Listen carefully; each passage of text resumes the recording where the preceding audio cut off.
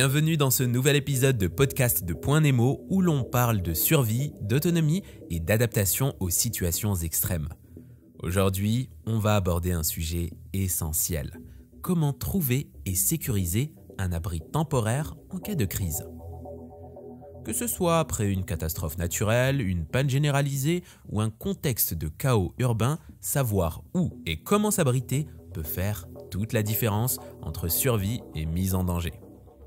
On va voir ensemble comment repérer un bon squat de survie, le sécuriser et l'adapter à vos besoins.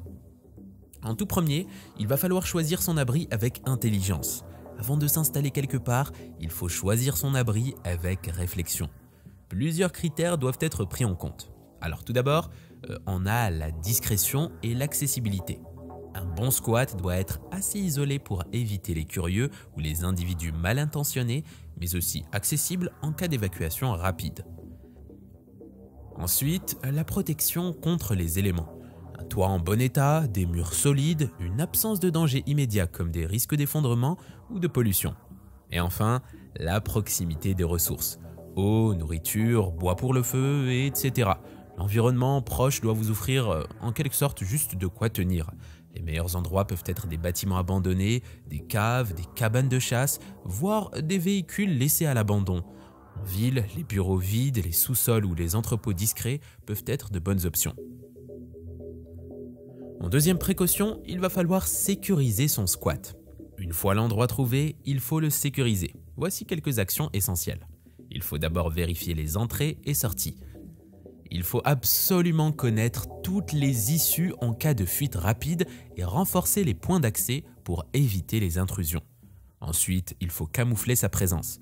Pas de lumière visible de l'extérieur la nuit, pas de bruit inutile et éviter de laisser des traces de passage évidents. Après, il faut installer des alertes improvisées. Des objets bruyants placés stratégiquement, bouteilles vides, graviers au sol, fils reliés à des conserves peuvent signaler une intrusion.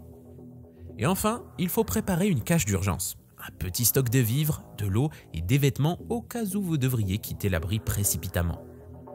En dernier point de ce podcast que vous allez faire, c'est adapter votre squat à vos besoins. Un squat de survie n'est pas juste un abri, c'est un lieu de repos et de récupération. Il faut donc le rendre aussi fonctionnel que possible.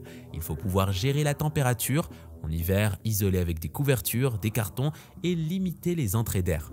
En été, privilégiez un endroit bien ventilé. Il faut aussi stocker intelligemment, placer l'eau et la nourriture à l'abri des nuisibles et de l'humidité. Enfin, il faut établir une routine de sécurité, vérifier régulièrement l'environnement et éviter de créer des habitudes trop visibles, comme par exemple un chemin trop marqué menant au squat. Bon, en conclusion, trouver et sécuriser un squat en situation de survie est une compétence essentielle.